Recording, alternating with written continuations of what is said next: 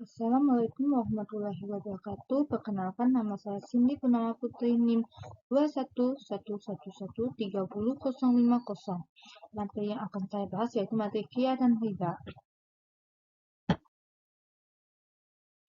Adapun definisi riba. Riba secara etimologis bermakna kelebihan atau tambahan. Ulama fikih mendefinisikan riba dengan kelebihan harta dalam suatu muamalah dengan tidak ada imbalan atau gantinya. Yang dimaksudkan di sini adalah tambahan terhadap modal yang timbul akibat suatu transaksi utang piutang yang harus diberikan tentang kepada pemilik uang pada saat utang jatuh tempo. Di kalangan ahli fikih pun terdapat berbagai definisi tentang riba. Badruddin Al-Aini mengatakan bahwa prinsip utama dalam riba adalah penambahan atas harta pokok tanpa adanya transaksi bisnis real. Imam Syafi'i, Qatadah, Rakib Al-Asfahani, dan lain-lain berpendapat sama tentang riba, yaitu mengandung 3 unsur. A. Kelebihan dari pokok pinjaman. B. Kelebihan pembayaran sebagai imbalan tempo pembayaran.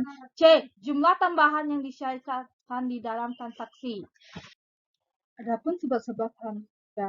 Terlarang haram dalam mana hukum Islam secara sederhana diartikan sesuatu yang jika dikerjakan dapat mendatangkan dosa atau kebaikan, dan bila ditinggalkan akan mendatangkan pahala atau kebaikan. 1. Pelarangan riba oleh nas Al-Quran. Tahap pertama ditandai dengan turunnya ayat Makkiyah yang menolak anggapan kaum jahiliyah bahwa riba adalah penolong dan sarana untuk mendekatkan diri kepada Allah SWT. B. Tahap kedua, Al-Quran mengharamkan riba dengan mengaitkannya kepada suatu tambahan yang bersifat ganda.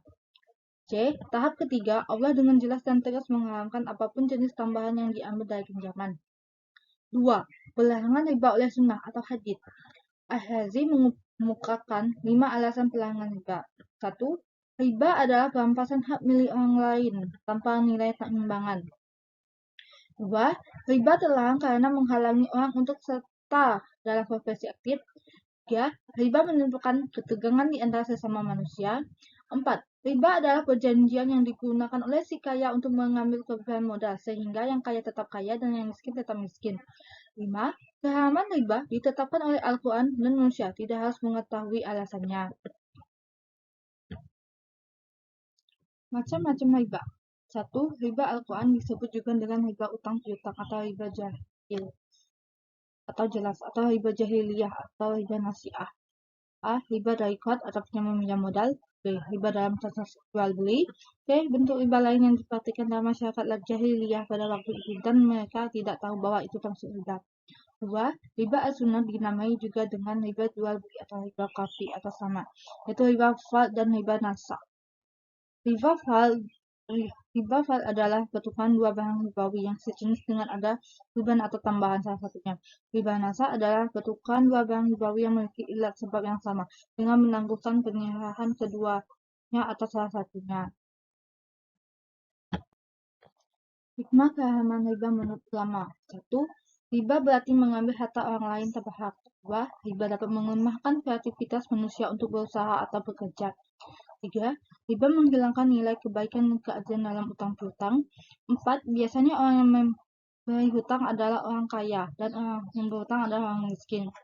5. Menimbulkan permusuhan dan menghilangkan semangat tolong-menolong. 6. Riba akan melahirkan mental pemboros yang tidak mau bekerja, menimbulkan penindahan harta tambah usaha tak ubahnya seperti benalu atau parasit yang menempel di pohon lain. 7. Riba sebagai salah satu cara menjajah. 8. Islam menghimbau agar manusia memberikan pinjaman kepada yang memerlukan dengan baik untuk mendapatkan pahala, bukan mengeksploitasi orang lemah. Materi selanjutnya adalah qiyah.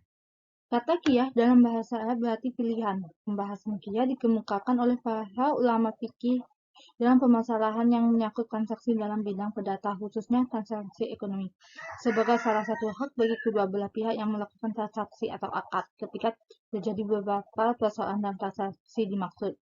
Qiyah dibagi ke dalam dua bagian. A. Hak qiyah yang timbul karena kesepakatan pihak akad qiyah iradiyah. Jadi, hak qiyah ini tidak terjadi dengan sendirinya, tetapi terjadi karena keinginan pihak-pihak. Qiyah yang termasuk dalam kategori ini adalah qiyah syak dan qiyah ta'yin. B. Hak qiyah yang melekat dalam akad atau qiyah hukmiyah. Qiyah ini diadakan untuk memenuhi hajat atau maslahat pihak akad. Maka qiyah ini ada tanpa membutuhkan persetujuan pihak-pihak akad. Qiyah yang termasuk dalam kategori ini adalah qiyah ruqyah dan qiyah aib. Ruang lingkup qiyah. Kita pilih salah satu atau kedua belah pihak yang melaksanakan transaksi untuk melangsungkan atau membatalkan transaksi yang disepakati sesuai dengan kondisi masing-masing pihak yang melakukan transaksi. Hak pilih atau qiyah ditetapkan syariat Islam bagi orang yang melakukan transaksi perdata, khususnya masalah ekonomi. Qiyah itu sendiri bersumber dari kedua belah pihak yang berakad, seperti qiyah syarat, qiyah ta'yin, dan atau pula qiyah yang bersumber dari syarat, seperti qiyah majelis, qiyah aib, dan qiyah ruqyah. Macam-macam qiyah ada 5. A. Qiyah majelis.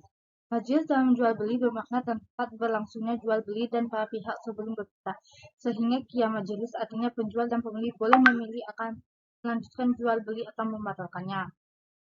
B. Qiyah adi.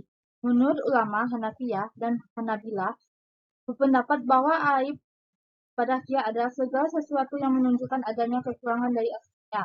Misalnya berkurang nilainya menurut adat, baik berkurang sedikit atau banyak. Sedangkan menurut ulama Syafi'i, qiyah adalah segala sesuatu yang dapat dipandang berkurang nilainya dari barang yang dimaksud atau tidak adanya barang yang dimaksud, seperti sempitnya sepatu, potongnya tanduk binatang yang akan dijadikan korban. Qiyas syarat. Pengertian qiyas syarat adalah pilihan tertentu yang diatur dalam kondisi kontrak tertentu. Hal ini memberikan kepada salah satu dari mereka atau keduanya untuk melanjutkan atau membatalkan kontrak tertentu dalam jangka waktu tertentu. Pada dasarnya, qiyas ini menyediakan durasi waktu sehingga evaluasi ulang. D. Qiyas ruqyah. Qiyas ruqyah adalah hak pembeli untuk melanjutkan transaksi atau membatalkannya ketika barang yang akan ditransaksikan ini terjadi manakala pada saat akad dilakukan barang yang akan ditransaksikan tidak ada di tempat sehingga pembeli tidak melihat. Jika ia telah melihatnya, maka qiyas ruqyahnya menjadi hangus dan tidak berlaku. Para fuqaha umumnya membolehkan qiyas ruqyah dalam transaksi jual beli barang yang sudah siap tetapi tidak ada di tempat atau al-a'nin al-ghaibah. Qiyas ta'yin. Qiyas ta'yin adalah hak pilih bagi pembeli dalam memusnahkan barang yang berbeda kualitas dalam jual beli.